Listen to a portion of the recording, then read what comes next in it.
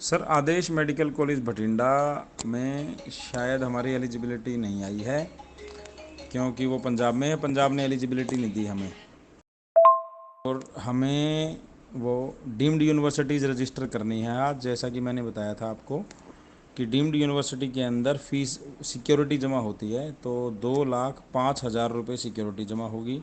और जब हम ये ऑनलाइन भरेंगे तो 2,500-3,000 रुपये बैंक के चार्जेस कटते हैं पेमेंट करने के। तो ये करीबन 2,08,000 रुपये हमें चाहिएंगे ऑनलाइन पेमेंट काटने के लिए। तो ये आप आरटीजीएस करा सकते हैं हमें, और कंफर्म कर दीजिए कि हाँ हमें डीम्ड का फॉर्म भरना है। डीम्ड की यूनिवर्सिटी की लिस्ट मैं आपको थोड़ी देर में भेज रहा हूँ विद फीस। सर थोड़ी देर में भेज रहा हूँ आपको पूरी लिस्ट। सर कौन से साल में एडमिशन हुआ था उसका? क्या 2017 से पहले एडमिशन हुआ था? हाँ सर, वो तीसरे साल में है ना, तो उसका एडमिशन 2017 में हुआ। उस समय अलाउड था, 2018 में बंद हो गया, 19 में भी बंद है।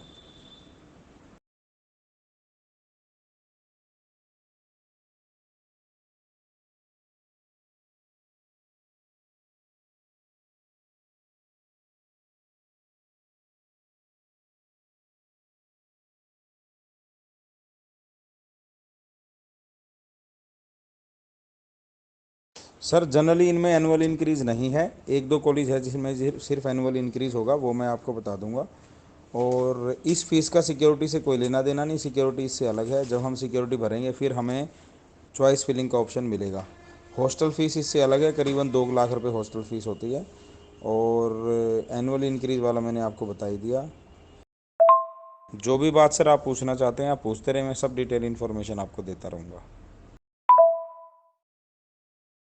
हाँ सर, ये फीस फिक्स है, जो गवर्नमेंट कमेटी और कॉलेजेस ने मिलके डिसाइड की होती है।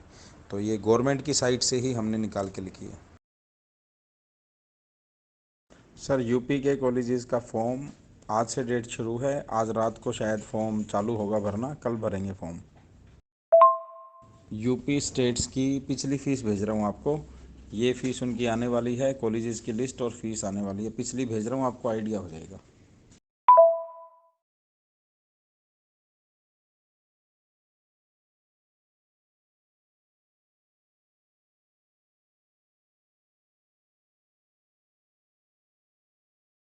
सर आने वाली है लेटेस्ट, आते ही भेज दूंगा यूपी की फ़ीस लेटेस्ट।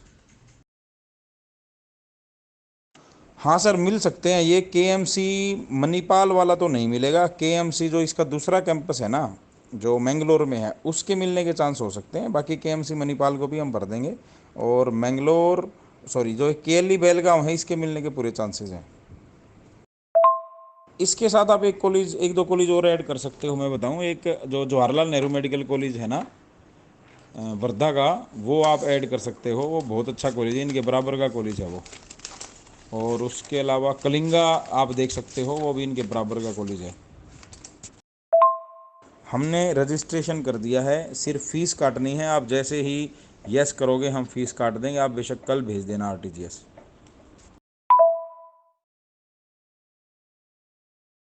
सर हम, आपकी फ़ाइनल है तो हम फीस काट देंगे आज। आप बेशक फिर मंडे को भेज देना।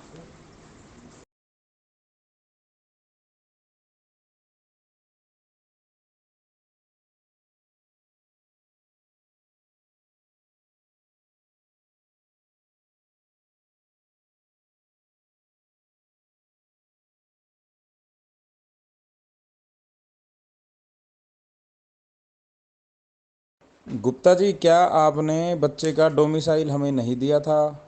दिया था। आपकी फ़ाइल में मुझे मिला नहीं, तो एक बार दोबारा भेज दो आप। और यदि आपने नहीं दिया था तो भी एक बार दोबारा भेज दो, व्हाट्सएप कर दो हमें, उससे काम चल जाएगा। और यदि नहीं है आपके पास तो एक बार हमें इन्फॉर्म करो। व्हाट्सएप पे ही मैसेज करना आप। सर कब तक मिल जाएगा आइडिया? क्या कल या परसों में मिल जाएगा? सर आप, यदि अप्रूव हो चुका है ना, यदि थोड़ा कोशिश करोगे तो जो कंप्यूटर वाला होता है ना, जो प्रिंट करके देता है, वो दे देगा निकाल के कल। क्योंकि हमें ना अपलोड करना पड़ेगा ये। तो उसका एक चारा ये रहेगा, यदि कल या परसों में आपको नहीं मिलता तो हम इसकी जगह आधार कार्ड अपलोड कर देंगे।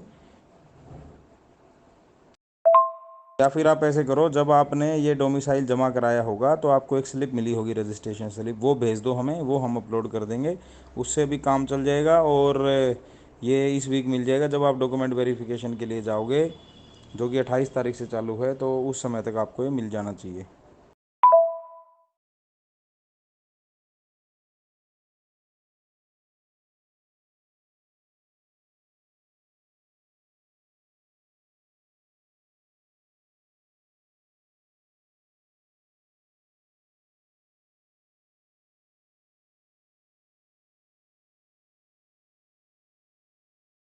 सर हॉस्टल आप एवरेज मान के चलो कि 2 लाख रुपए सबका होगा, तो इसमें किसी का थोड़ा बहुत कम होगा, लेकिन 2 लाख से ऊपर नहीं होगा।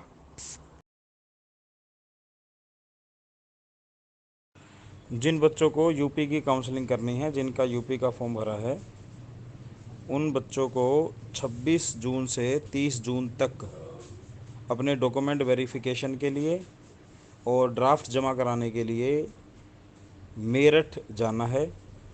और क्या डॉक्यूमेंट लेके जाने हैं और किसके नाम ड्राफ्ट बनवाना है, वो मैं भेज रहा हूँ आपको। डॉक्यूमेंट की लिस्ट हम वेट कर रहे हैं, यदि कोई ये नई डाल देते हैं इस बार तो वही दे देंगे, अदरवाइज़ जो डॉक्यूमेंट लिस्ट है पिछली बार हुई थी वो हम देंगे थोड़ी देर में। और ड्राफ्ट जिसके नाम बनवाना है वो मैं अभी भेज रहा हूँ। यूपी की जिन बच्चों की हम प्राइवेट की काउंसलिंग कर रहे हैं, यूपी की लिस्ट आ जानी है। लिस्ट आने के बाद हम बताएंगे कि किस बच्चे को किस दिन डॉक्यूमेंट वेरिफिकेशन के लिए जाना है, और साथ में डॉक्यूमेंट की भी लिस्ट हो सकता है नहीं आ जाए, तो वो भी हम साथ में भेज देंगे। तो थोड़ा सा आप वेट करो, जैसे ही लिस्ट आएगी हम डेट भी बताएंगे किस डेट को जाना है आपको, और ये भी बताएंगे कहाँ जाना है और क्या डॉक्यूमेंट लेके जाने हैं, ये सब बताएंगे। आप सबसे पहला काम ये करें कि अपना ड्राफ्ट रेडी करा लें।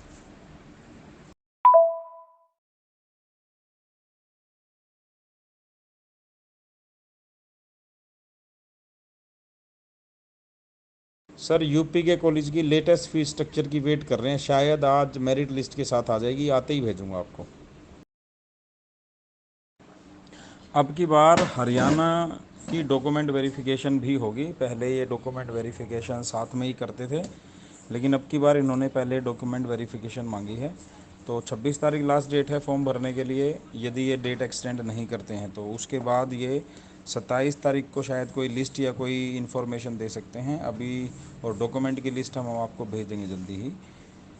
डॉक्यूमेंट वेरिफिकेशन इनकी स्टार्ट होगी 28 तारीख को और 2 तारीख तक है, तो अभी इन्होंने ये नहीं दिया कि किस बच्चे की कब होगी, तो शायद 27 को इनका कोई नोटिस आएगा कि किस बच्चे की किस दिन डॉक्यूमेंट वेरिफिकेशन होगी।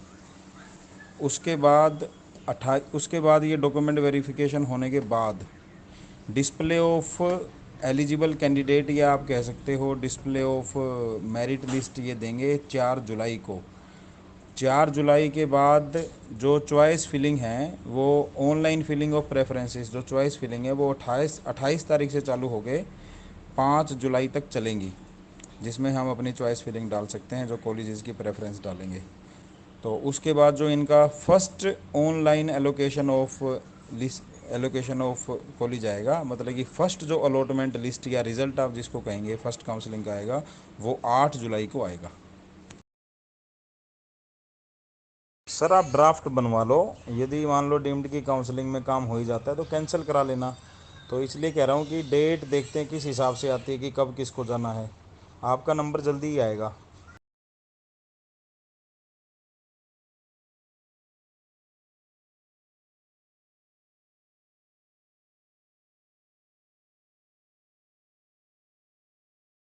ये मैंने डॉक्यूमेंट लिस्ट भेजी है, वैसे तो मैं कॉमन भेजी है, कोई पर्टिकुलर स्टेट के लिए नहीं, हर स्टेट में यही डॉक्यूमेंट चाहिए। फर्स्ट है 10th की मार्कशीट, सेकंड है 12th की मार्कशीट, थर्ड है 12th का पास सर्टिफिकेट। मार्कशीट जो 2019 में जिन्होंने पास आउट की है उनको नहीं मिलेगी, ये उनकी मार्कशीट आती है बाद में, तो इसकी जगह वो स्कूल से प्रोविज़नल सर्टिफिकेट बनवा लें। फोर्थ पे है माइग्रेशन सर्टिफिकेट, ये सीबीएसई भेजता है, स्कूल के थ्रू मिलता है। करेक्टर सर्टिफिकेट 5 नंबर, जिन बच्चों ने 2019 में की है उनका स्कूल वाला करेक्टर सर्टिफिकेट चलेगा। जिन बच्चों ने 2019 से पहले 2018, 17, 16 में कर रखी है उनको करेक्टर सर्टिफिकेट बनवाना पड़ेगा अलग से। जो बच्चे गांव में रहते हैं वो करेक्टर सर्टिफिकेट पे सरपंच, नंबरदार और बीडीओ के साइन करा लें, और जो लोग शहर में रहते हैं वो अपने म्यूनिसिपल काउंसलर मेंबर के और कमेटी के या म्यूनिसिपल काउंसिल जो भी है उसके साइन करा लें। उसके बाद है ट्रांसफ़र सर्टिफिकेट मतलब टीसी, और स्कूल लिविंग सर्टिफिकेट एसएलसी। ये दोनों डॉक्यूमेंट का एक ही मतलब होता है। कुछ स्कूल तो टीसी लिख के देते हैं और कुछ स्कूल एसएलसी लिख के देते हैं। तो जो स्कूल आपका स्कूल जो दे रहा है वो ले लें आप। गैप ईयर एफिडेविट नोटरी से बनेगा, और इसके अंदर ये लिखवाना है कि आपने घर पे बैठ के नीट की तैयारी की, कहीं कोई एडमिशन नहीं लिया, कोई किसी प्रकार का केस आपके ऊपर नहीं है, किसी तरह की क्रिमिनल एक्टिविटी में आप इन्वॉल्व नहीं हैं। तो इसके अंदर गैप ईयर एफिडेविट उन बच्चों का बनेगा जिन बच्चों ने जो 12th क्लास है वो 2019 से पहले की है, 18 में की है, 17 में की है, 16 में की है। उसके बाद है नीट एडमिट कार्ड, फिर है नीट रिजल्ट कार्ड, फिर है डोमिसाइल मतलब रेजिडेंस सर्टिफिकेट। उसके बाद है ओबीसी, बीसी, एससी, ईबीपी या ईडब्ल्यूएस सर्टिफिकेट। जो भी आपके ऊपर एलिजिबल है वो सर्टिफिकेट आपको बनवाना है। इनकम सर्टिफिकेट सिर्फ उनका बनेगा जो या तो ईडब्ल्यूएस अप्लाई करेंगे। ईडब्ल्यूएस सर्टिफिकेट बनवाने से पहले इनकम सर्टिफिकेट ऑटोमेटिकली बनवाना ही होता है। और जो एससी और बीसी के हैं, जो बीसी वाले बच्चे हैं, बीसी ए या बीसी बी, उनके इनकम सर्टिफिकेट बनेंगे, वो कंपलसरी हैं। यदि एससी बीसी का कोई बच्चे के पेरेंट्स गवर्नमेंट जॉब पे हैं तो वो अपनी सैलरी देखें, 6 लाख से कम है तो इनकम सर्टिफिकेट बनवाएं, 6 लाख से ज़्यादा है तो इनकम सर्टिफिकेट बेशक ना बनवाएं। उसके बाद आधार कार्ड तीनों के, स्टूडेंट का, फादर का, मदर का। फ़ोटो हमने 10 लिख रखे हैं लेकिन आप 20 एक फ़ोटो तैयार कर लीजिएगा, ये हर जगह चाहिएंगे। उसके बाद 11th की मार्कशीट, ये स्कूल से आपको लेनी है। इन सब डॉक्यूमेंट के 3 सेट आप बना लेना और सेल्फ अटेस्ट कर लेना, ये डिफरेंट डिफरेंट काउंसलिंग में आपके यूज़ हो जाएंगे। यूपी की जो डॉक्यूमेंट वेरिफिकेशन करानी है उसके लिए कॉलेज जो है मेरठ के अंदर LLRM मेडिकल कॉलेज डाला हुआ है हमने आपका। तो इस कॉलेज में जाके वेरिफिकेशन करानी है। यूपी ने कल लिस्ट नहीं दी है, अभी कल लिस्ट नहीं दी और अभी तक भी नहीं दी किस बच्चे को किस दिन जाके डॉक्यूमेंट वेरीफाई कराने हैं। कल यूपी ने एक दिन डेट एक्सटेंड कर दी थी फॉर्म रजिस्ट्रेशन की, तो कल शाम तक फॉर्म रजिस्ट्रेशन की डेट थी। आज लिस्ट आएगी, लिस्ट आते ही मैं आपको बताऊंगा कि किस बच्चे को किस दिन जाना है, मतलब कि आपका नंबर किस दिन है।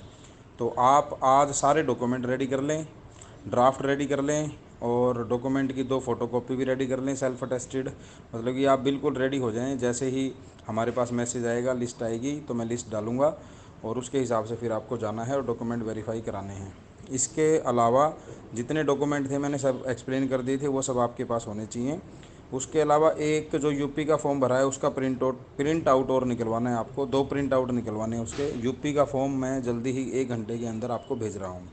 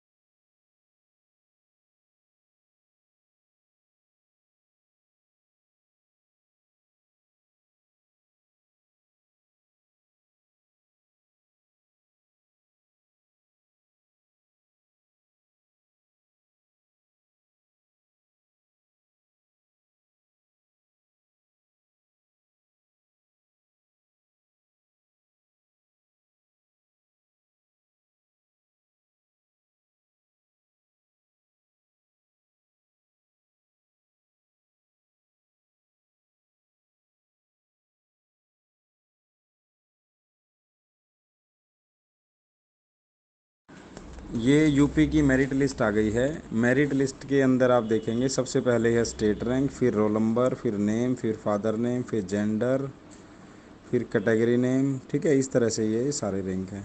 जो स्टेट रैंक है सबसे पहले वही आपका यूपी का रैंक है। तो आप इस लिस्ट के अंदर से तुरंत अपना रोल नंबर डाल के अपना स्टेट रैंक निकाल लें और स्टेट रैंक के हिसाब से आप ऊपर देखेंगे एक मैंने शेड्यूल और भेजा है किसकी किसकी वेरिफिकेशन किस दिन होगी, तो उस हिसाब से डे है आपका वेरिफिकेशन का। जैसे शेड्यूल में आप देखेंगे तो 1 से 4 हज़ार तक का जो स्टेट रैंक है उनको आज बुला रखा है, लेकिन नोटिस इन्होंने अभी दिया है। यदि इनके इसके अंदर किसी बच्चे का रैंक है तो वो बिल्कुल परेशान ना हो, वो 29 तारीख को जा सकता है। तो इन्होंने लास्ट वाला जो डे है 29 तारीख, उस पर सब जा सकते हैं। जो उस दिन के शेड्यूल्ड हैं वो भी जा सकते हैं, और जो छूट गए हैं किसी भी दिन नहीं जा पाए तो वो उस दिन जाके डॉक्यूमेंट वेरीफाई करा सकते हैं।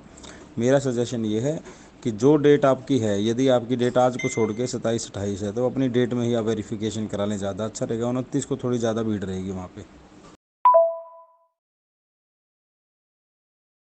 सर ये सिक्योरिटी जो जमा होगी ना, आपकी ड्राफ्ट जमा होगा, ये अकाउंट में नहीं आएगी, ये यूँ का यूँ ड्राफ्ट आपको वापस मिलेगा, कैंडिडेट को जाना होगा। ये अकाउंट तो इन्होंने इसलिए डलवा रखा है कि जो 2,000 रुपये फीस काटते हैं वो यदि कोई कारण हो जाए और ये रिफंड करना चाहें तो उसके लिए।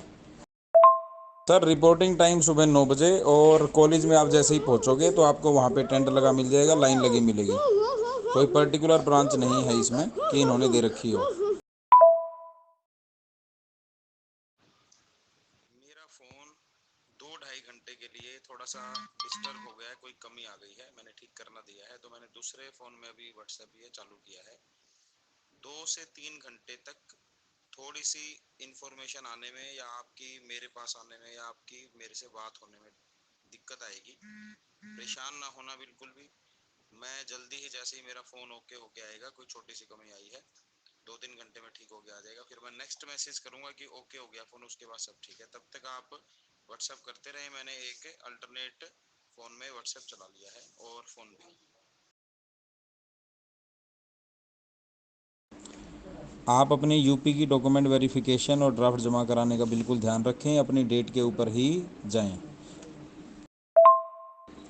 हरियाणा की जो आज लिस्ट आनी थी शायद रात तक आएगी, क्योंकि हरियाणा ने आज 12 बजे तक डेट बढ़ा दी है अपनी फॉर्म फिलिंग की। तो आज रात तक ही शायद मेरे को लग रहा है कि वो लिस्ट डालेंगे कि किस बच्चे को वो डॉक्यूमेंट वेरिफिकेशन के लिए कब बुलाएंगे। हरियाणा की डॉक्यूमेंट वेरिफिकेशन जो कि कल से होनी थी वो अभी पोस्टपोन कर दी गई है, फर्दर जब तक नोटिस कोई नहीं आता।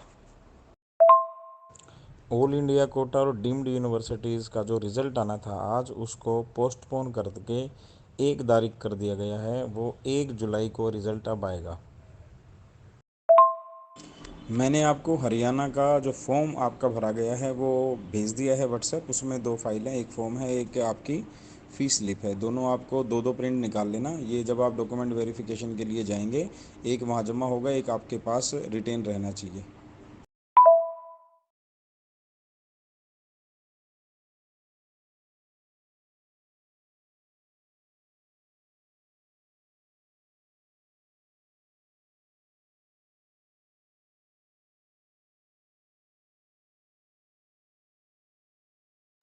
ये इन्फॉर्मेशन सिर्फ BCA और BCB ऑफ हरियाणा, मतलब कि बैकवर्ड क्लास हरियाणा कैटेगरी के बच्चों के लिए है। बहुत इंपॉर्टेंट इन्फॉर्मेशन है। ये नोटिस डाला है आज गवर्नमेंट ने। आपका जो भी BCA या BCB कैटेगरी का इनकम सर्टिफिकेट आपने बनवा रखा है, उस सर्टिफिकेट के अलावा इस फाइल के अंदर एक एनेक्स्चर 10 दिया हुआ है, एक सर्टिफिकेट दिया हुआ है, वो सर्टिफिकेट और बनवाना है। और ये इन्फॉर्मेशन सभी तहसीलदार को पहुंच चुकी है गवर्नमेंट की तरफ से कि भाई ये मोस्ट अर्जेंट मैटर है और बनाना पड़ेगा। आप तुरंत आज तहसील में पहुंचे। अभी तक तो किसी को ये प्रोसीजर नहीं पता है कि वो क्या नया प्रोसीजर इसका बनाएंगे या कोई डॉक्यूमेंट लगाएंगे। मेरे हिसाब से जो आपका ऑलरेडी बना हुआ इनकम सर्टिफिकेट है वो साथ लगेगा। इसमें आपको भरना पड़ेगा कि सैलरी से आपकी फैमिली की कितनी इनकम है और अदर सोर्सेज से कितनी है। सैलरी में फादर की सैलरी, मदर की सैलरी, और यदि आप भी, यदि कोई कैंडिडेट ऐसा है जो बड़ा है 22-23 साल का है और वो भी सैलरीड है तो उसकी भी सैलरी जुड़ेगी। जनरली जो स्टूडेंट हैं वो कोई काम नहीं करता, उनकी सैलरी नहीं होती, तो जनरली तो फादर और मदर की सैलरी, और इसके अलावा कोई इनकम है बिजनेस से है, एग्रीकल्चरल इनकम है, रेंटिंग इनकम है, जो आप कागज़ों में दिखाते हैं, जो आप ITR में दिखाते हैं, वो आपको इसमें भरनी है। और ये सर्टिफिकेट आपको रेडी कराना है। ये सर्टिफिकेट देखा जाएगा जब आप डॉक्यूमेंट वेरिफिकेशन के लिए जाएंगे, और यदि ये इस सर्टिफिकेट को अपलोड मांगेंगे तो वो आज शायद आज या कल में ये इन्फॉर्मेशन देंगे। इसीलिए इन्होंने हरियाणा की डेट को एक्सटेंड किया है, यही रीज़न है सिर्फ एक्सटेंड करने का, और कोई रीज़न नहीं है। तो मेनली गवर्नमेंट ने जो रूल निकाला है कि BCA और BCB कैटेगरी की जो सीटें हैं गवर्नमेंट की और प्राइवेट कॉलेजेस की हरियाणा की, वो पहले उन बच्चों को मिलेंगी जिनकी टोटल फैमिली इनकम 3 लाख रुपए से कम है। इन बच्चों को सीट बांटने के बाद यदि सीटें बची तो उन बच्चों को मिलेंगी जिनकी फैमिली इनकम 3 लाख 1 रुपए से 6 लाख रुपए तक है। इस वजह से गवर्नमेंट ये कंफर्म होना चाहती है कि जो लोग जिन बच्चों के पेरेंट्स गवर्नमेंट जॉब पे हैं उनकी सैलरी की जो इनकम है वो कंसीडर्ड है अब की बार, इसीलिए ये दूसरा सर्टिफिकेट बनवाया जा रहा है। तो आप इस इंफॉर्मेशन को बहुत इंपॉर्टेंट मान के सिर्फ बैकवर्ड कैटेगरी के बच्चे BCA और BCB आपके पास जो इनकम सर्टिफिकेट है वो ओरिजिनल कॉपी लेके, और इस फाइल के अंदर जो एनेक्चर 10 का फॉर्म है जो सर्टिफिकेट दिया हुआ है वो प्रिंट आउट निकाल के तहसील में तुरंत आज जाएं, वहाँ ये सर्टिफिकेट बनवाएं। जो भी प्रोसीजर होगा उनको तहसीलदार को इन्फॉर्मेशन पहुंच चुकी है, पूरे रेवेन्यू डिपार्टमेंट को, वो जाते ही आपको जो प्रोसीजर होगा वो बताएंगे और तुरंत आपको बना के देंगे।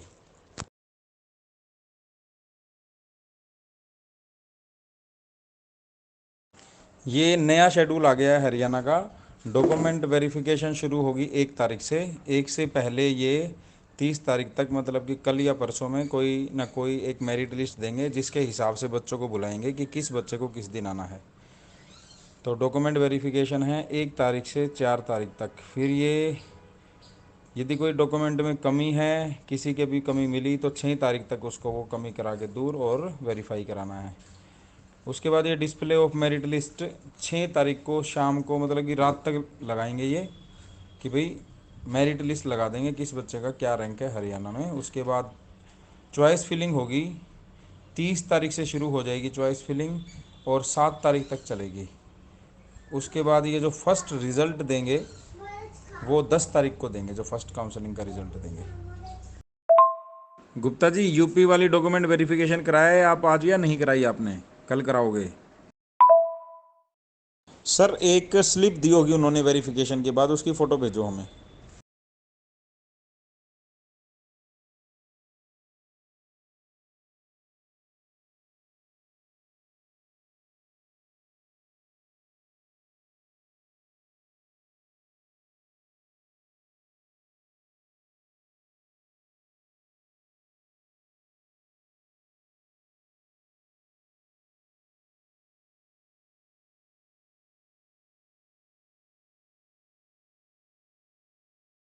Sir good morning. Sir Uttarakhand का फॉर्म निकला है, इसमें 2 कॉलेजेस हैं, एक हिमालयन मेडिकल कॉलेज देहरादून में और एक श्री गुरु राम राय। श्री गुरु राम राय की फ़ीस आई है 13.5 लाख रुपये ट्यूशन फ़ीस, 3 लाख रुपये हॉस्टल, 16.5 लाख रुपये, और थोड़े अदर चार्जेज जो हर साल जमा होंगे करीबन 50,000 रुपये।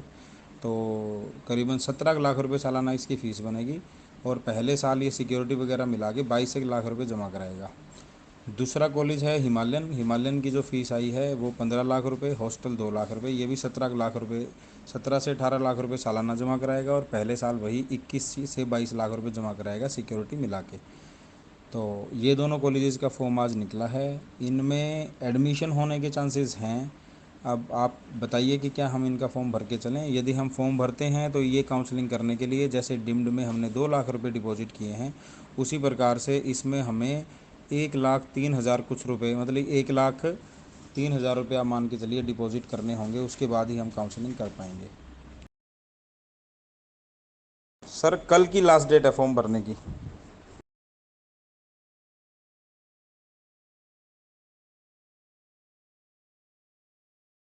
ये हरियाणा का शेड्यूल आ गया है कि किस बच्चे को किस दिन डॉक्यूमेंट वेरिफिकेशन के लिए जाना है।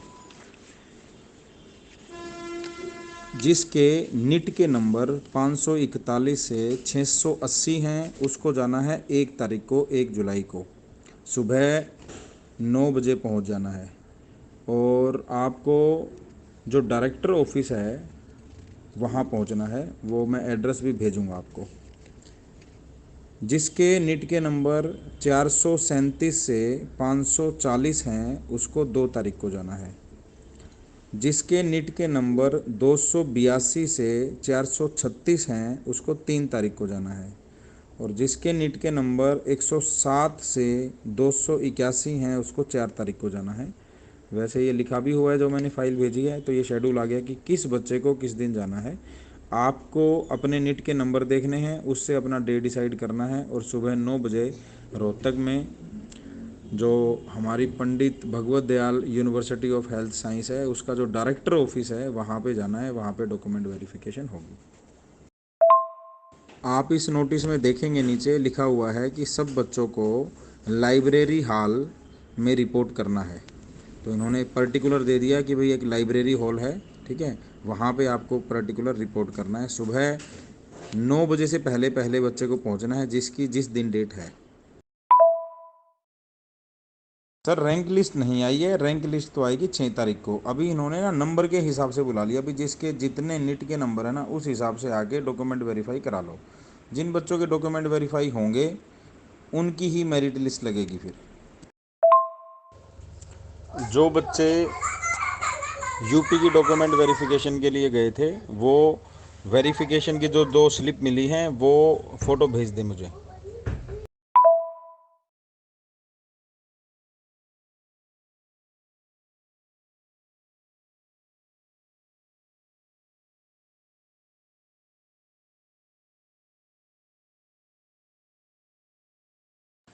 ये मैसेज नोटिस जो है ये मैंने हरियाणा की काउंसलिंग के लिए भेजा है।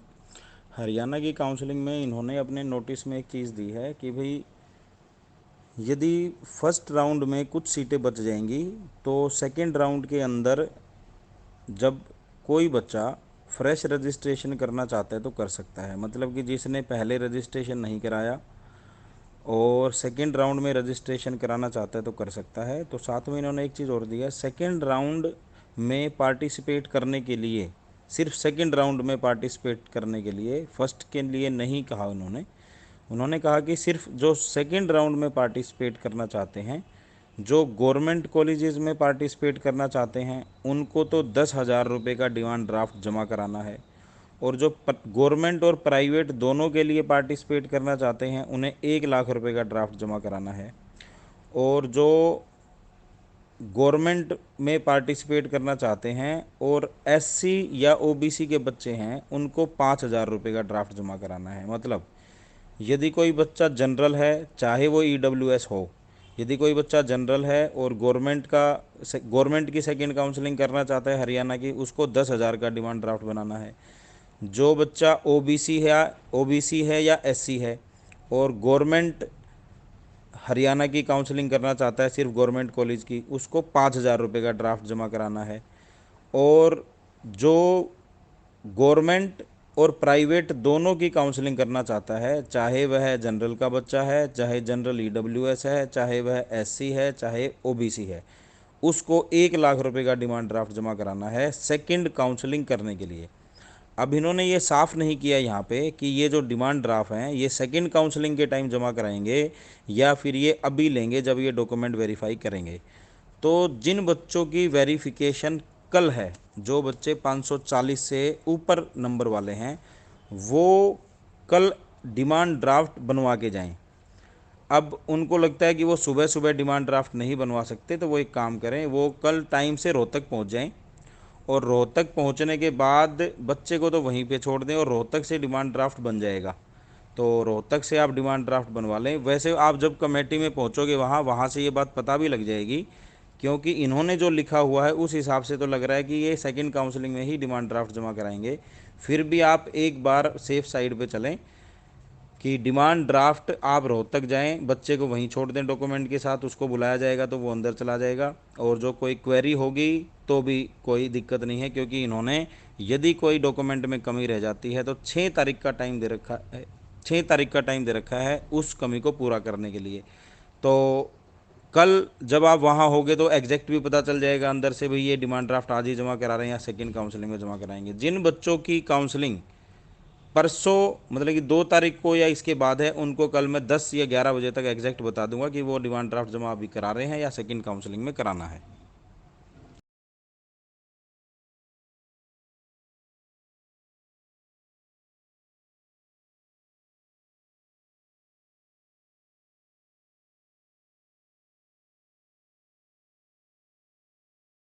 बेटा ऊपर से 5वीं लाइन में देखो, controller of finance comma Pandit B.D. Sharma, university of health science comma Rohtak.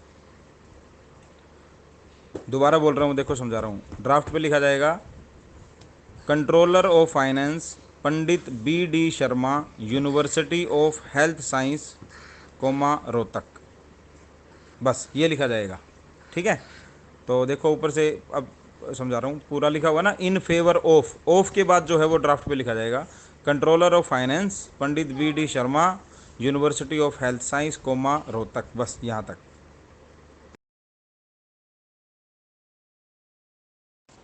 Sir state quota seat और management quota seat private colleges में, आदेश में और एनसी कॉलेज इसराना में फीस में कोई डिफरेंस नहीं है।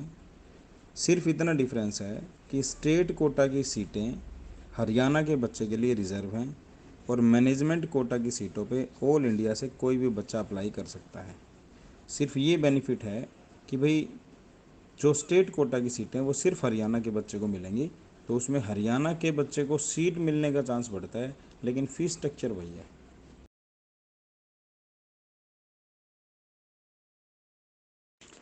कल जिन बच्चों का डॉक्यूमेंट वेरिफिकेशन है हरियाणा का, वो जो हरियाणा का फॉर्म हमने भेजा है और जो फीस रिसिप्ट भेजी है, दोनों की 2-2 प्रिंट आउट निकाल लें और साथ लें और उस पर स्टूडेंट सिग्नेचर की जगह स्टूडेंट सिग्नेचर कर लें। ये एक सर्टिफिकेट भेजा है मैंने, ये नया फॉर्म अपलोड किया है वेबसाइट के ऊपर हरियाणा ने, कि पहले उन्होंने फॉर्म अपलोड किया था और नीचे ना सिग्नेचर के अंदर तहसीलदार के सिग्नेचर कराने थे, वो फॉर्म बनवाना था। ये सिर्फ BCA और BCB के बच्चों के लिए इन्फॉर्मेशन है। अब इन्होंने ये नया फॉर्मेट डाला है जिसके अंदर किसी तहसीलदार के किसी के कोई सिग्नेचर नहीं कराने, आपको सिर्फ ये फॉर्म भरना है और सारी डिटेल भर के आपका जो इनकम सर्टिफिकेट है उसके अनुसार इसमें इनकम लिख के, और सैलरी से कितनी इनकम है, अदर सोर्सेज से कितनी इनकम है और टोटल इनकम ये बन रही है। जो आपका इनकम सर्टिफिकेट है उसके अनुसार इसमें इनकम भर के सिग्नेचर ऑफ स्टूडेंट होने हैं, सिग्नेचर ऑफ पेरेंट्स होने हैं और ऊपर एक पासपोर्ट साइज़ फ़ोटो लगना है बच्चे का, और उसके ऊपर सेल्फ अटेस्टेशन होती है, मतलब क्रॉस सिग्नेचर होने हैं पेज और फोटोग्राफ के ऊपर। ज़्यादा से ज़्यादा ये किया जा सकता है कि इसको आप नोटरी से अटेस्ट करा लो। ये सर्टिफिकेट कल प्रोड्यूस करना वहाँ पे। जो सर्टिफिकेट पहले भेजा गया था जिसके ऊपर तहसीलदार के साइन कराने थे, शायद इन्होंने वो अब मतलब ये सबका नहीं बन पा रहा था, सबको इन्फॉर्मेशन नहीं पहुंची थी, इसलिए इन्होंने ये अब सेल्फ अटेस्टेड मांगा है। तो आप ये जो अभी भेजा है मैंने, ये बिल्कुल सिंपल है, इसमें किसी के पास आपको जाना नहीं, आप इसका प्रिंट आउट निकालें, इसको भरें, डेट बेशक आप आज की डाल लें या कल की डाल लें, इसको भरें, अपने साइन करें, पेरेंट्स के सिग्नेचर कराएं और ऊपर फ़ोटो लगा के अपने क्रॉस सिग्नेचर करें, और ज़्यादा हो सके तो ज़्यादा करो तो इसको नोटरी से बेशक टेस्ट करा लें। तो आप, मेरी सलाह है, तो आप 2 सर्टिफिकेट बनवा लें, ऐसे 2 भर लें, एक को नोटरी से टेस्ट करा लें, एक को ना कराएं, वो जौन सा मांगे वो दे देना आप।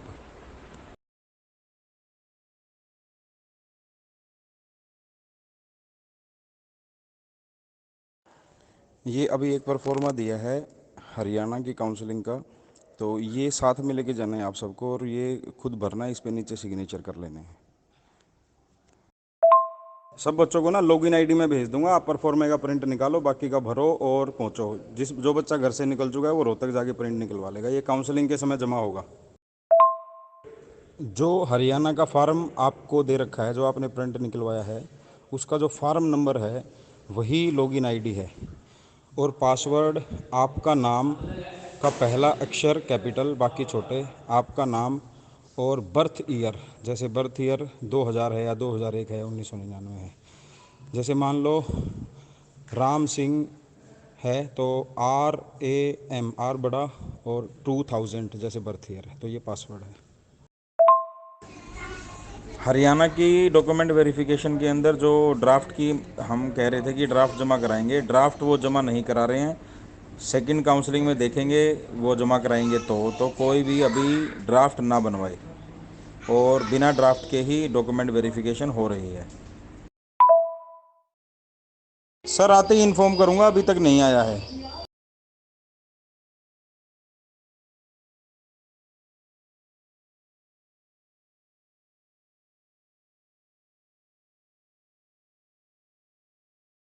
हरियाणा के लिए ये नया शेड्यूल डाल दिया है डॉक्यूमेंट वेरिफिकेशन के लिए, तो इसी के अकॉर्डिंग जाएं आज। तो आप देखेंगे आज सिर्फ उन बच्चों को जाना है जिनके नंबर 500 से 540 के बीच में है। सर फर्स्ट राउंड के अंदर ज़्यादातर बच्चे सीट छोड़ते हैं और सेकेंड राउंड में काफ़ी सारी सीट बच के आएंगी, सेकेंड राउंड करेंगे और जो यूपी का आपने भर रखा है वो करेंगे। सीट कंफर्म मिलेगी आपको, उसके लिए आप चिंता ना करें।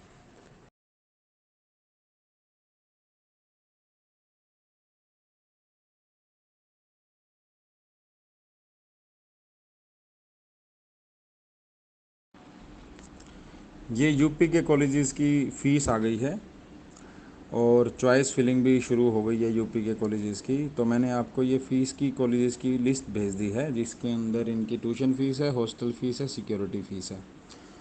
तो आप मुझे अपनी प्रेफरेंस बना के भेजें कि पहले नंबर पे कौन सा कॉलेज भरना है, दूसरे पे कौन सा, तीसरे पे कौन सा। ये 19 कॉलेजेस हैं, ये मेरे को प्रेफरेंस बना के भेज दें ताकि हम चॉइस फिलिंग कर दें। जो ऑल इंडिया का रिज़ल्ट आया था वो अभी कैंसिल कर दिया है ऑल इंडिया ने, और एक इन्फॉर्मेशन डाली है कि भाई नया रिज़ल्ट ये उसके अंदर कुछ रिवीजन करके शायद कुछ मिस्टेक उनसे हुई थी, तो उस रिज़ल्ट को रिवाइज़ करके दोबारा रिज़ल्ट डालेंगे ये। तो आप ये समझे जो ऑल इंडिया का रिज़ल्ट आया था वो कैंसिल है। अब नया रिज़ल्ट आएगा, जैसे ही नया रिज़ल्ट आएगा हम आपको भेजेंगे। सर जो ये हॉस्टल फ़ीस दे रखी है ना, इनमें मेरे हिसाब से कुछ चेंज होगा, क्योंकि पिछली बार ना सबकी हॉस्टल फ़ीस 4-4 लाख रुपए थी। मुझे नहीं लगता कि सर, मुझे लगता है हॉस्टल फ़ीस ना इनकी कुछ चेंज होके आएगी। तो अभी तो यही डाटा डाला है काउंसलिंग कमेटी ने तो इसलिए हमने यही डाटा भेजा है आपको। सर प्रेफरेंस का टाइम भरने का ना 4 तारीख तक का है। सर देखो अभी तो जो इन्होंने दी है हम उसी को कंसीडर करके चल रहे हैं, क्योंकि हम अपने पास से तो कुछ कह नहीं सकते। मैं तो अपनी ओपिनियन दे रहा हूँ भाई, पिछली बार 4 लाख के आसपास सबकी ट्यूशन फीस थी, तो ये घटाने वाले तो हैं नहीं। ये यूपी की सीक्वेंस लिस्ट भेजी है मैंने अपने हिसाब से बना के, कि हमारे हिसाब से कौन सा कॉलेज पहले नंबर पे होना चाहिए, कौन सा लास्ट पे, ये हमने अपने हिसाब से बनाई है। तो आप इसके अंदर कोई चेंज करना चाहते हैं तो आप अब चेंज करके भेज दें, और यदि इसके अंदर से कोई कॉलेज निकालना चाहते हैं फ़ीस को देख के वो निकाल दें। इसमें से एक कॉलेज के बारे में जानकारी दे देता हूँ खास तरह से। हमने सबसे नीचे रखा 24वें नंबर पे सुभारती मेडिकल कॉलेज को, हालांकि इसकी फ़ीस दिखाई हुई है 8,50,000, लेकिन पिछली बार इसने 20 लाख रुपए तो मांगे थे सिक्योरिटी के और 18 लाख रुपए मांगी थी फ़ीस, इसलिए हमने इसको रखा है लास्ट पे। तो ये क्या मांगेगा ये यही जाने। पिछली बार भी इसने बच्चों को बहुत तंग किया था, तो हमारा सजेशन ये है कि इसको ना ही भरो तो अच्छा है। ठीक है, बाकी आप जो डिसीजन करेंगे, मैंने एक्नॉलेज में डाल दिया भाई ये इतनी फ़ीस मांग सकता है, पिछली बार भी इसने मांगी थी। तो और इसका कोर्ट केस भी है फ़ीस का, ये उसी हिसाब से फिर बातचीत करेगा यदि अलॉट हो गया जब आप एडमिशन लेने जाओगे। इसको आप फर्स्ट काउंसलिंग के अंदर निकाल ही दें बाहर तो ज़्यादा अच्छा है हमारे हिसाब से। बाकी और कोई कॉलेज जो है आपको लगता है अभी जिसकी फ़ीस आपको ज़्यादा लगती है, इसमें से निकालना है या ऊपर नीचे करना है, तो सीक्वेंस आप बना के भेजें, फिर हम चॉइस फिलिंग शुरू करेंगे।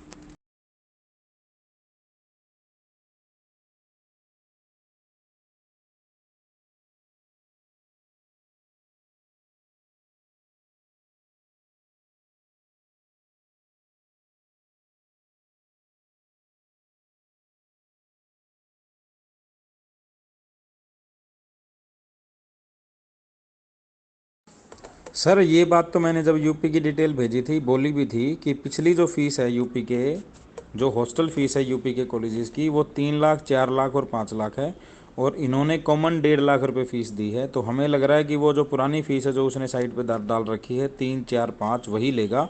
तो यूपी के अंदर जो चॉइस फिलिंग है वो आप बिल्कुल लिमिटेड करो, लिमिटेड बताओ हमें, जो बिल्कुल अच्छे अच्छे कॉलेज हैं, जो मिल जाए तो आप ले लोगे, अदरवाइज़ तो नहीं। जिससे कि आप फर्स्ट काउंसलिंग में यूपी में ना भी मिले तो कोई दिक्कत नहीं, सेकंड काउंसलिंग आप डीम्ड की अच्छे से कर पाएँ। क्योंकि यदि आपको ठीक ठाक पैसे भी खर्चने हैं तो यूपी की बजाय आप डीम्ड में खर्चेंगे तो ज़्यादा अच्छा है। मान लो आप यूपी का कोई 11 लाख का कॉलेज भरते हो, 4 लाख वो हॉस्टल ले लेता है, तो 11 और 4 15 लाख रुपए हो गया। इस 15 की बजाय यदि डीम्ड के अंदर आपको 16 या 17 कॉलेज मिल जाए तो वो ज़्यादा बेटर मानते हैं हम, क्योंकि आपके बच्चे के नंबर अच्छे हैं। तो आप यूपी के जो कॉलेजेस हैं, वो जो टॉप कॉलेजेस हैं वही सब भर लीजिए। ये बात सही है, ये मैंने बताई भी थी कि यूपी के अंदर कोई फ्री एग्ज़िट नहीं है। फ्री एग्ज़िट सिर्फ और सिर्फ इसमें है डीम्ड में, और किसी में नहीं है। इसलिए डीम्ड में अभी फर्स्ट लिस्ट के अंदर ये ऊंची गई है, क्योंकि बहुत सारे बच्चे छोड़ेंगे। जो जो सेकंड काउंसलिंग होगी डीम्ड की, वही असली काउंसलिंग होगी। तो यूपी के अंदर जो फर्स्ट काउंसलिंग है उसमें भी फ्री एग्ज़िट नहीं है। तो आप बिल्कुल सोच समझ के जो चॉइस फिलिंग है वो करनी है। जो बिल्कुल अच्छे अच्छे कॉलेज हैं, जैसे श्री राम मूर्ति स्मारक है, जैसे हिंद बाराबंकी है, और रोहिलखंड है, और मुजफ्फरनगर, ये 4 ही कॉलेज मैं आपको सजेस्ट करता हूँ जो आपको भरने चाहिए। इसमें से भी 2 कॉलेजेस के चांसेस तो ऐसे हैं कि वो भरते ही मिलेंगे आपको। एक जो हिंद है बाराबंकी वाला, और एक जो मुजफ्फरनगर है। सिर्फ मैं 2 कॉलेजेस के ऊपर श्योर नहीं हूँ, श्री राम मूर्ति स्मारक और रोहिलखंड। ये 2 कॉलेज हो सकता है 1% ना भी मिले, 99% ये भी मिलने चाहिए। तो उसी हिसाब से आप अपना माइंडसेट बना के चलें यूपी के बारे में। मैडम एडमिशन लेना पड़ेगा, और यदि आप एडमिशन नहीं लेंगे तो जो 2 लाख रुपए हमने जमा कराए हैं वो जब्त हो जाएंगे।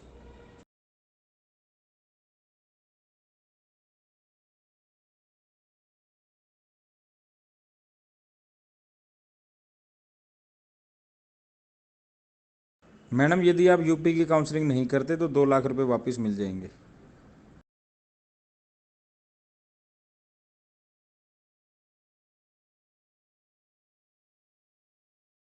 हाँ मैडम, वापस मिल जाएंगे यदि श्री राम मूर्ति स्मारक हमें नहीं मिलता तो। हाँ मैडम, पार्टिसिपेट कर सकते हैं। यदि हम अभी काउंसलिंग नहीं करते तो सेकंड राउंड में पार्टिसिपेट कर सकते हैं। वैसे मेरे हिसाब से आपको ना श्री राम मूर्ति स्मारक एक कॉलेज आपको भरना चाहिए। वैसे भी ये कॉलेज बहुत टॉप का है, मिल जाता है तो लेने में भी बुराई नहीं है।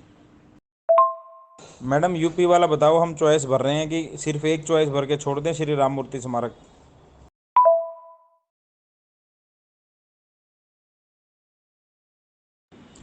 ये मैंने हरियाणा की लिस्ट दी है कॉलेजों की आपको, जिसके अंदर नीचे 4 तो प्राइवेट कॉलेज हैं, ऊपर गवर्नमेंट कॉलेज हैं ये। और इसमें लास्ट वाला जो गवर्नमेंट में आप देखेंगे एक एडिड कॉलेज है अग्रोहा वाला। तो जिन बच्चों की हरियाणा की डॉक्यूमेंट वेरिफिकेशन हो गई है वो अपनी चॉइस फिलिंग बना के भेज दें। वैसे जो गवर्नमेंट, सिर्फ गवर्नमेंट कॉलेजेस वाले बच्चे हैं जिनको सिर्फ गवर्नमेंट कॉलेजेस में लेना है, ये मैंने अपने हिसाब से चॉइस फिलिंग कर रखी है। तो इसमें आप कुछ चेंज करना चाहते हैं तो आपको अपनी चॉइस फिलिंग कैसे भेजनी है, एक पेज लें, उस पेज के ऊपर नाम लिखें, पहले नंबर पे कौन सा, दूसरे पे कौन सा, तीसरे पे कौन सा, ऐसे पेज बना के और हमें भेजें ताकि हम चॉइस फिलिंग स्टार्ट कर दें।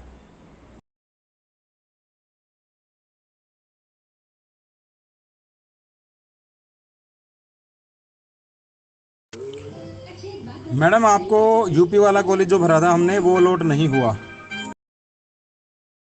मैडम सुबह बता दूंगा ये सब चीज़ें आपको।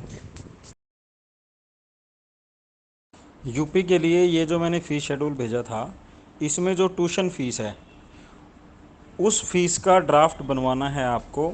जिस बच्चे का यूपी में एडमिशन अलॉटमेंट हो गई है, जिसको कॉलेज अलॉट हो गया है, जो कॉलेज आपको अलॉट हुआ है उसकी फ़ीस इसमें देखें, सिर्फ ट्यूशन फ़ीस, उसका ड्राफ्ट बनवाएं।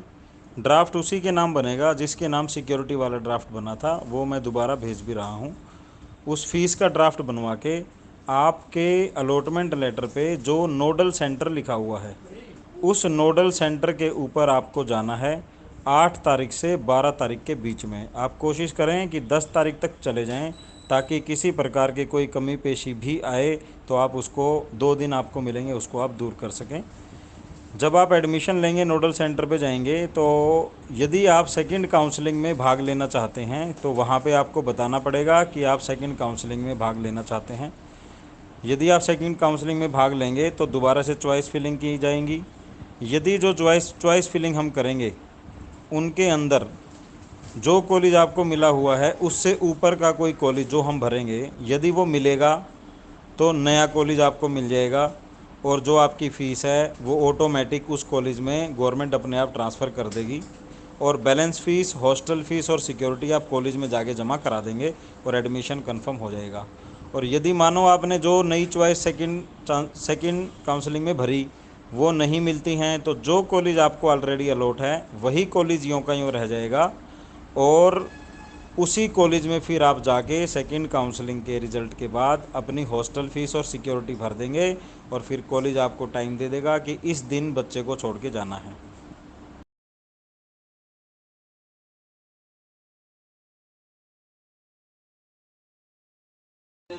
मैडम आते ही भेज दूंगा आपको। मैडम श्री राम मूर्ति स्मारक और रोहिलखंड ये दोनों कॉलेज मिल जाएंगे आपको, जो वहाँ के बेस्ट कॉलेज हैं। मैडम कॉलेज अच्छे हैं ये, मैडम कॉलेज अच्छे हैं ये मिल जाएंगे। मैडम कॉलेज अच्छे हैं ये मिल जाएंगे, यदि आप चाहोगे तो सारे कॉलेज मिल जाएंगे जो नाम लिख के भेज रहे हो आप। डीम्ड यूनिवर्सिटी की सेकंड काउंसलिंग का नया शेड्यूल आ गया है, अब 11 तारीख से शुरू होगी, पहले 9 तारीख से होनी थी। जो बच्चे यूपी जा रहे हैं उनको फ़ीस का ड्राफ्ट, सारे ओरिजिनल डॉक्यूमेंट जो वेरिफिकेशन के समय पे वेरीफाई कराए थे, जो 2 स्लिप मिली थी वेरिफिकेशन के समय पे वो, और जो अलॉटमेंट लेटर हमने भेजा है उसकी 2 प्रिंट आउट, ये डॉक्यूमेंट लेके जाने हैं। और 2 एनवलप ले जाना, जिसमें कोई छोटे एनवलप जिसमें हम पोस्ट भेजते हैं, उस पर 50-50 रुपये की टिकट लगा लेना जो पोस्ट ऑफिस से मिलती हैं। शायद हो सकता है वो 2 एनवलप मांगे, और उनके ऊपर, उन एनवलप के ऊपर आपको अपना एड्रेस लिख के देना है, ताकि वो आपको कोई पोस्ट भेजना चाहे तो भेज सके।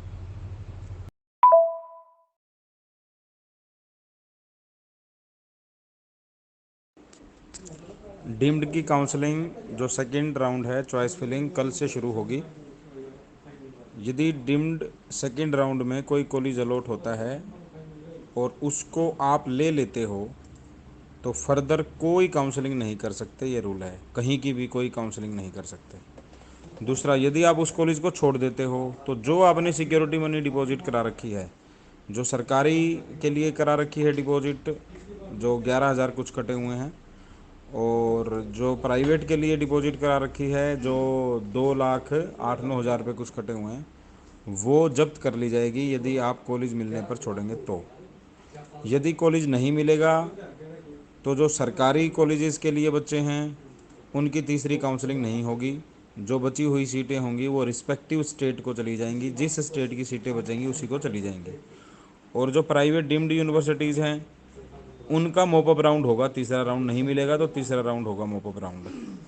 अब जो बच्चे यूपी में एडमिशन ले चुके हैं उनको तो मेरी ये सलाह है कि वो डीम्ड की काउंसलिंग ना कराएं, ताकि उन्होंने जो सिक्योरिटी जमा करा रखी है वो उनकी वापस आ जाए, और यदि कोई कॉलेज मिल गया वो ले भी नहीं पाएंगे और सिक्योरिटी भी जब्त हो जाएगी। तो जो बच्चे अब डीम्ड की काउंसलिंग कराना चाहते हैं वो मुझे बताएं, लिख के भेजें कि आप डीम्ड की काउंसलिंग, ऑल इंडिया की काउंसलिंग कराना चाहते हैं। और कल और परसों की डेट है चॉइस फिलिंग की। सीट मैट्रिक्स अभी तक नहीं डाली हैं, जैसे ही सीट मैट्रिक्स डालेंगे मैं बता दूंगा। जो EWS कोटा लगाया गया है सेकंड राउंड के अंदर, तो EWS कोटे के अंडर स्टेट का कोई कॉलेज नहीं है। स्टेट के जो कॉलेजेस हैं 15% सीटें, उनमें कोई EWS कोटा नहीं है। जो सेंट्रल यूनिवर्सिटी हैं इसमें लिस्ट दे रखी है, सिर्फ 5 कॉलेज हैं जो दिल्ली के, उनके अंदर सिर्फ EWS कोटा लगेगा। तो जो बच्चे दिल्ली के लिए एलिजिबल हैं 85% में और 15% में, सिर्फ दिल्ली के कॉलेज के ऊपर EWS कोटा लागू है, और किसी स्टेट के कॉलेज के ऊपर EWS कोटा लागू नहीं है। तो जो बच्चे EWS कोटा लगाना चाहते हैं इसमें, जो गवर्नमेंट के लिए हैं, वो मेरे को बता देंगे लिख के, जी आप हमारा लगा देना। सर्टिफिकेट प्रोड्यूस करना आपका काम है, मान लो कॉलेज मिल जाता है उसके बाद आपको सर्टिफिकेट प्रोड्यूस करना है, नहीं प्रोड्यूस कर पाते हैं तो वो आपकी प्रॉब्लम रहेगी, हमारी नहीं। और जो डीम्ड यूनिवर्सिटी वाले बच्चे हैं उनके लिए कोई EWS कोटा नहीं है, उनकी वही काउंसलिंग होगी जनरल जो पहले हो रही है।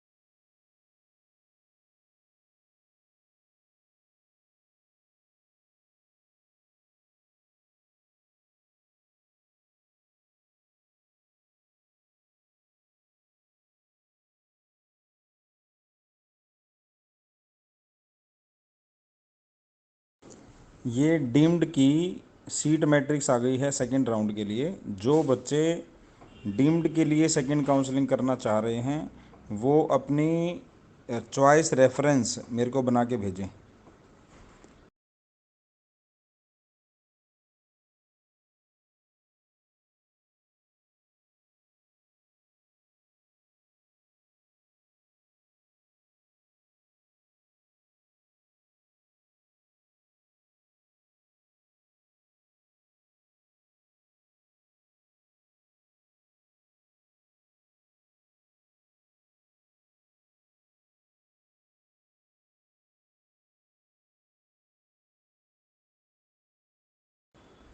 ये all India quota government colleges की जो सीट मैट्रिक्स है, जितनी सीटें सेकंड राउंड के लिए बची हुई हैं वो लिस्ट मैंने भेजी है।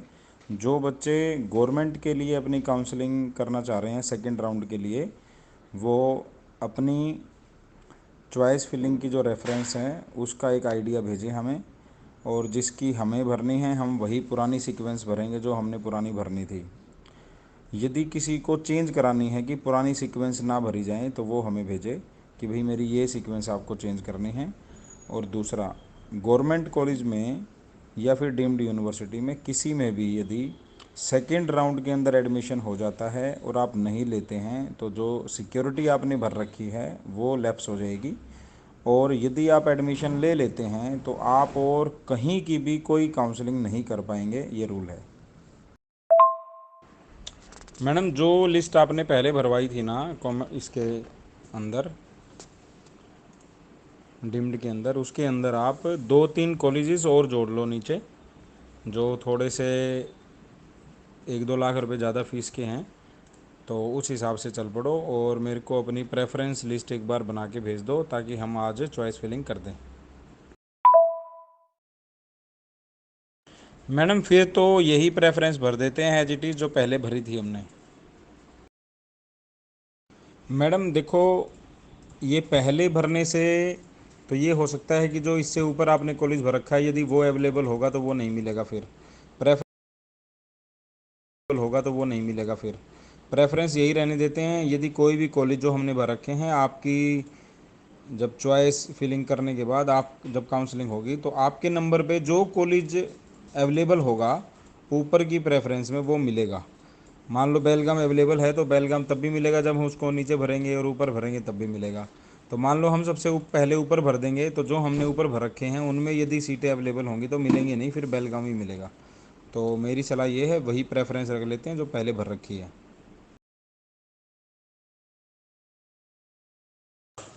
हरियाणा वाला रिजल्ट कल आएगा।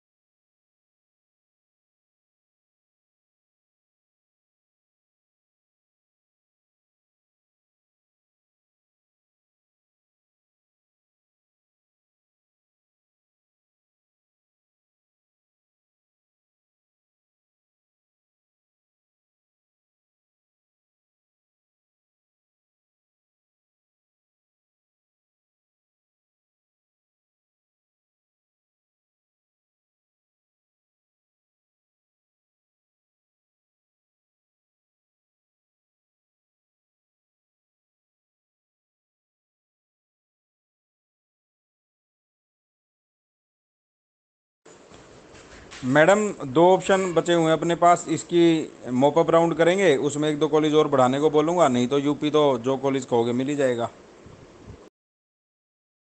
मैडम यूपी की मैट्रिक्स अभी नहीं आई है, जो पुराना शेड्यूल था सेकंड काउंसलिंग का वो कैंसिल है, नया शेड्यूल आएगा काउंसलिंग का, आते ही आपको इन्फॉर्म करूँगा।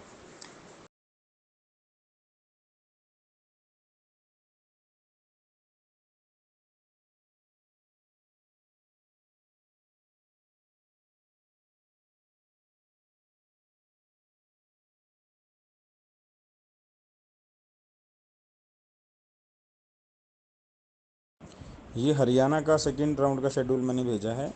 जो बच्चे सेकंड काउंसलिंग करना चाहते हैं उनको सिक्योरिटी मनी जमा करानी है। 23 तारीख से सिक्योरिटी मनी जमा होनी चालू होगी, 23 से 30 के बीच में। ये ऑनलाइन भी जमा करा सकते हैं। आप भी अपने लॉगिन आईडी पासवर्ड खोल के जमा कर सकते हैं अपने एटीएम या नेट बैंकिंग से, या फिर हमें भी भेज सकते हैं, हम भी जमा कर सकते हैं। जो बच्चे सिर्फ सरकारी कॉलेज की काउंसलिंग करना चाहते हैं, गवर्नमेंट कॉलेजेस की, उनको 10,000 रुपये जमा कराने हैं। SC BC EWS जो सिर्फ गवर्नमेंट की काउंसलिंग करना चाहते हैं, उनको 5,000 रुपये जमा कराने हैं। जो बच्चे गवर्नमेंट और प्राइवेट दोनों या सिर्फ प्राइवेट की काउंसलिंग करना चाहते हैं सभी कैटेगरीज़ के लिए, उनको 1,00,000 रुपये जमा कराने हैं।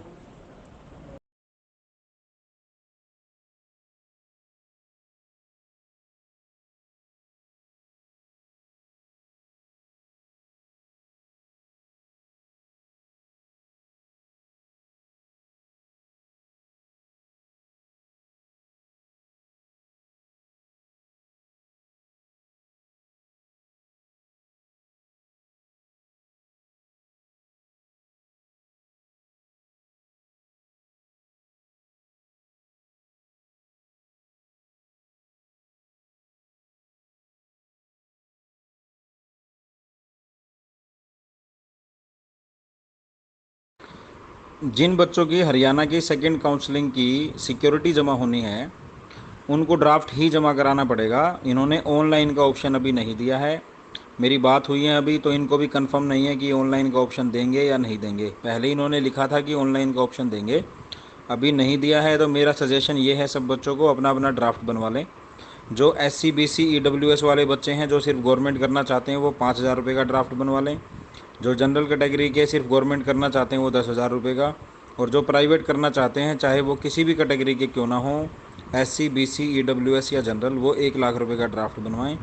ड्राफ्ट जिसके फेवर में बनवाना है, वो मैंने एड्रेस दे दिया है। Controller of finance, Pandit BD Sharma, university of health science, Rohtak. ये पेएबल एट रोहतक ही रहेगा। तो ये ड्राफ्ट बनवा के रेडी कर लें। और 30 तारीख लास्ट डेट है सिक्योरिटी जमा कराने की। 30 तारीख से पहले कभी भी आप जाके डायरेक्टर ऑफिस जाके, जहाँ पे पहले आपने वेरिफिकेशन कराई थी, वहाँ ये ड्राफ्ट जमा करा सकते हैं।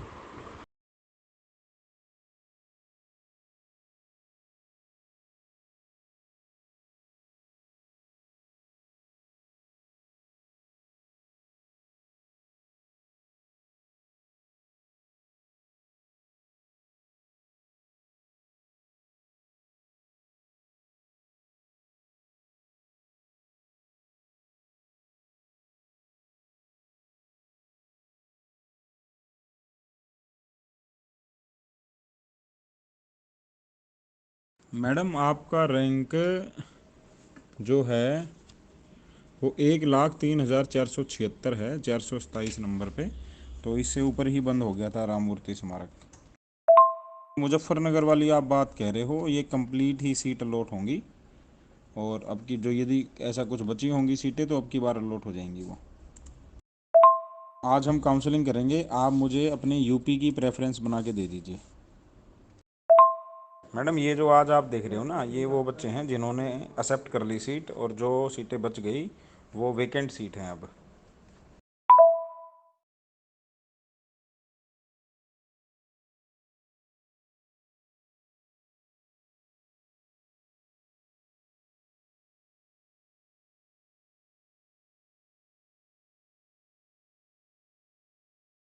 मैडम आप इन चीज़ों पे मत जाओ। अभी हम वेकेंट सीट निकाल रहे हैं, और हम सिर्फ इस बात पे फोकस कर रहे हैं भाई आपको सीट मिल जाए, और आप अपनी प्रेफरेंस बना के भेजो हमें।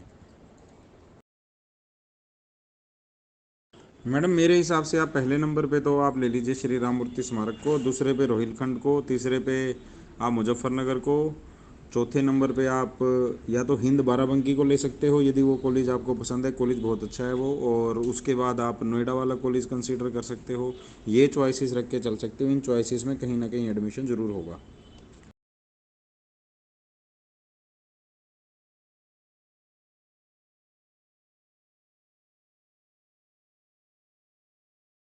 मैडम GS तो अच्छा नहीं है, लेकिन सरस्वती अच्छा है।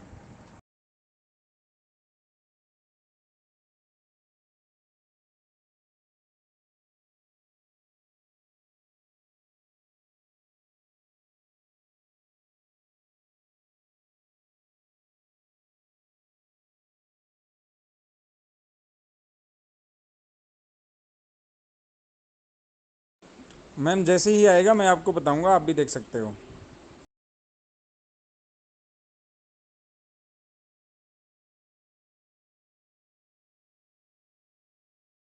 सर यूपी वाला वही कॉलेज एज इट इज़ आपका फाइनल हो गया है, जहाँ जो कॉलेज पहली काउंसलिंग में आपको मिला था और फीस जमा कराई थी, अब आप कॉलेज से बात करके उसकी हॉस्टल फीस और जो उसके अदर चार्जेस हैं जमा करा दो, फाइनल कर लो।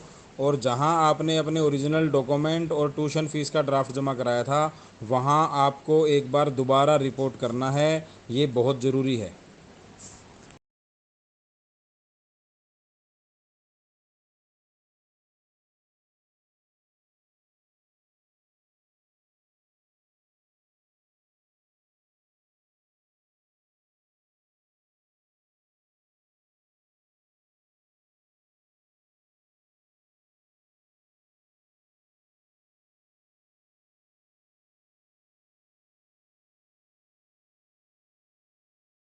यूपी का जो सेकंड काउंसलिंग का रिज़ल्ट आया था, वो किन्हीं कारणों से कैंसिल कर दिया है, ये रिज़ल्ट दोबारा आएगा।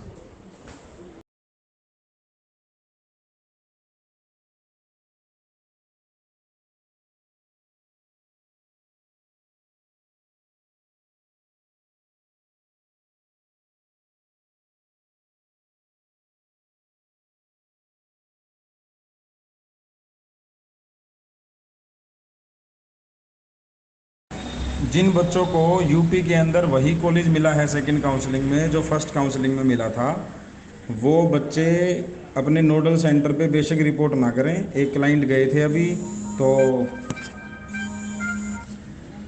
एक क्लाइंट गए थे अभी, तो उनको उन्होंने यही बोला जी आपको आने की ज़रूरत नहीं थी, आप अपने कॉलेज में जाके सारी हॉस्टल फीस वगैरह कंप्लीट कर दो। तो आप नोडल सेंटर में मत जाओ जिसका एडमिशन उसी कॉलेज में हुआ है सेकंड में जिसमें फर्स्ट में हुआ था। जो मैंने यूपी वाले बच्चों के लिए ये मैसेज डाला था कि भाई नोडल सेंटर पे मत जाओ, तो मेरा सजेशन ये है, अब दोबारा से मैंने इनका पूरा जो नियम है वो पढ़े हैं। इन्होंने नियम में लिख रखा है भाई जिन्होंने सेकंड काउंसलिंग की थी और उनका वही कॉलेज रह गया जो पहले वाला कॉलेज था, तो उनको नोडल सेंटर पे एक बार रिपोर्ट करना है। तो मेरा सजेशन यही है कि आप सब एक बार नोडल सेंटर पे रिपोर्ट कर दो जिनको वही कॉलेज मिला है जो फर्स्ट काउंसलिंग में मिला था, ताकि कल को कोई किसी प्रकार की परेशानी ना आए।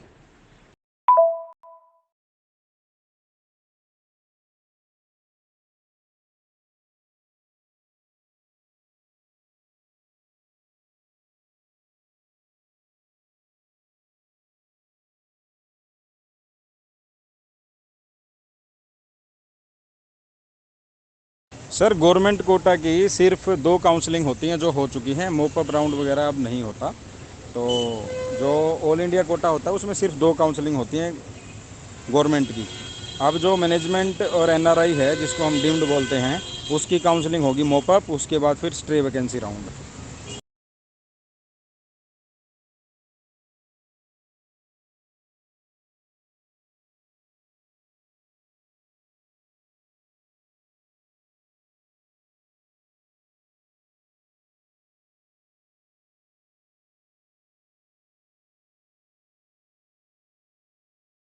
सर इस साल की काउंसलिंग के बारे में पूछो, आप क्या पूछना चाह रहे हो और क्या कहना चाह रहे हो। गुप्ता जी कल हरियाणा के मोप अप राउंड में आप जाओगे क्या आदेश के लिए।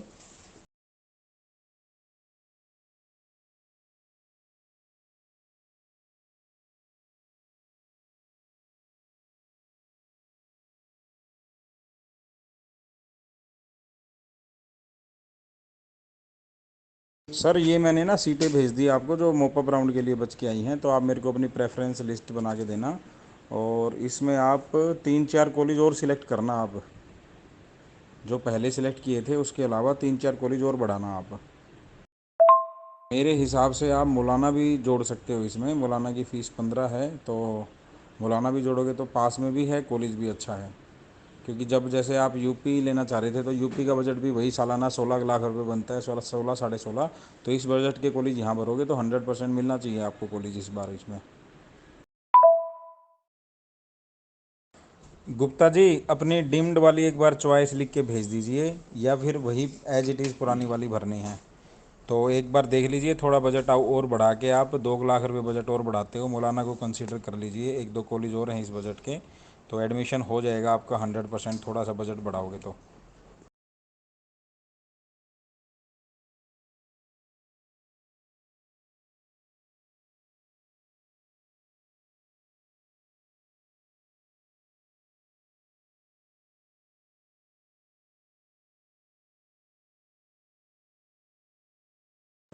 सर यूपी की मॉपअप का फार्म हमने भर दिया आपका, और यूपी की मॉपअप आपको 20 अगस्त को करनी है, लखनऊ के अंदर होगी ये। और इसके लिए आपको एक 8.5 लाख रुपए का ड्राफ्ट साथ में बनवा के लेके जाना है फीस का, जो उसी के नाम बनेगा जो पहला ड्राफ्ट आपने बनवाया था, डायरेक्टर मेडिकल एजुकेशन। तो ये ड्राफ्ट और रेडी करा लेना आप। और जो मॉपअप राउंड है डीम्ड का, वो हमने कंप्लीट कर दिया आपका।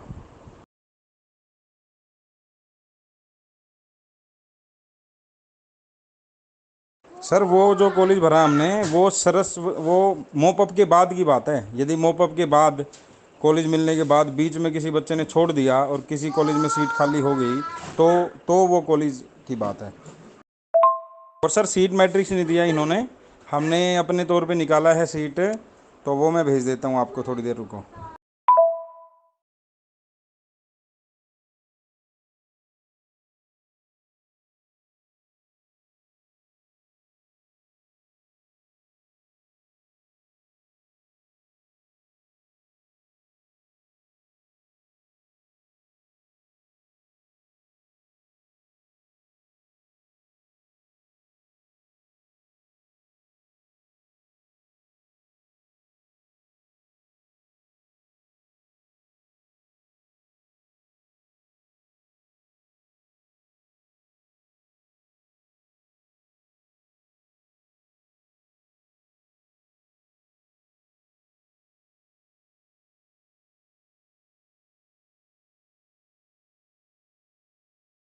सर कल ना प्रोविज़नल रिज़ल्ट आया था, तो उसमें डीम्ड में हमें कोई कॉलेज नहीं मिला। ये मैंने लिस्ट भी भेजी है हर कॉलेज की, जो कट ऑफ गई हैं। तो मेरे ख्याल से अभी जो फाइनल रिज़ल्ट आएगा उसमें भी ज़्यादा चेंज नहीं होता, अधिकतर वही रहता है। तो आप सर यूपी की जो काउंसलिंग है डीम्ड, उसकी तैयारी करो। उसमें आपको, मुझे लग रहा है 100% जो कॉलेजेस आपने पहले भरवाए थे उसमें से कोई ना कोई कॉलेज आपको बिल्कुल मिलेगा।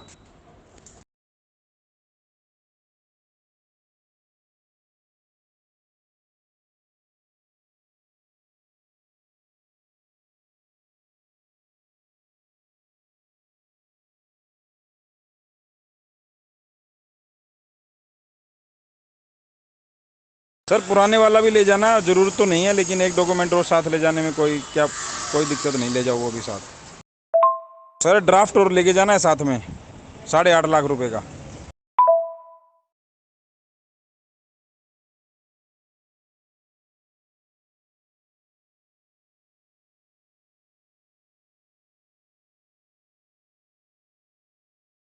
गुप्ता जी, ये मैंने दो तरीके से सीट लिख रखी हैं। जैसे पहली लिख रखी है 15+15।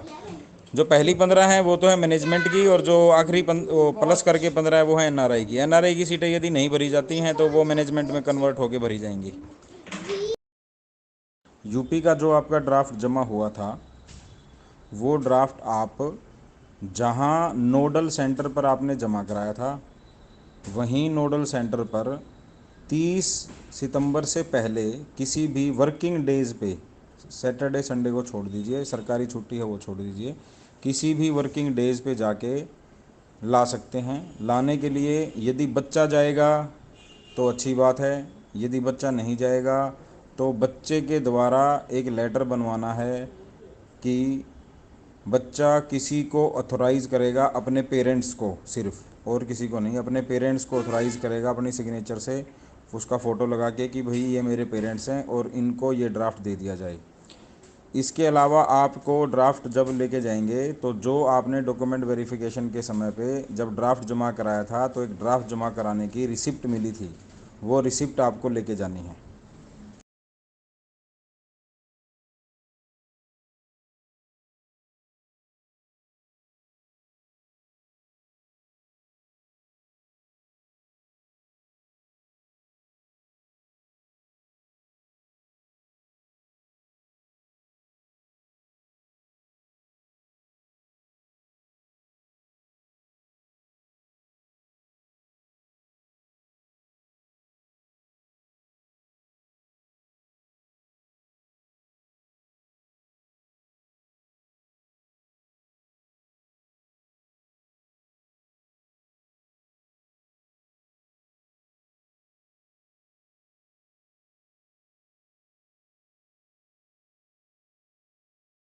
गुप्ता जी आप अकाउंट डिटेल भेज दो, मैं ट्रांसफ़र कर देता हूँ।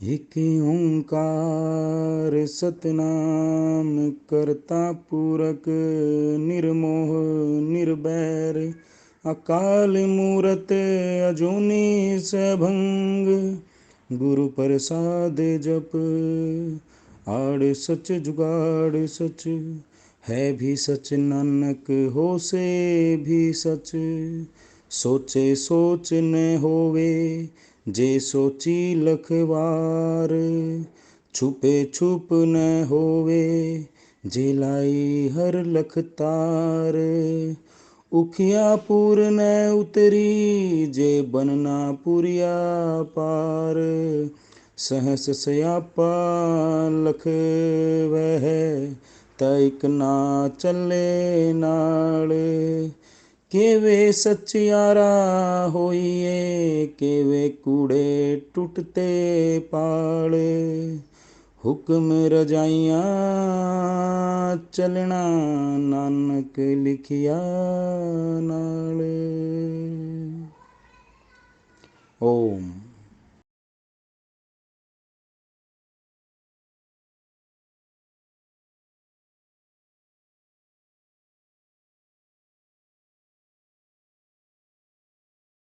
गुप्ता जी नमस्कार सर। आज मैं ना आगे जाना था, मेरे को सिरसा से आगे, तो वहाँ निकल गया, तो मैं आज तो वापस नहीं आ पाऊँगा और कल भी नहीं। मैं आपको परसों वापसी में आते हुए मिलूँगा। मुझे कुछ जो आपका हिसाब है वो तो क्लियर है, उसमें तो हमें मेरे को आपको से कुछ बातचीत नहीं करनी। मेरे को कुछ नया एक चीज़ है जो काम है, उसके बारे में सिर्फ आपसे डिस्कशन करना है। उस डिस्कशन के बाद फिर जैसा आप कहोगे मैं वैसा कर दूँगा।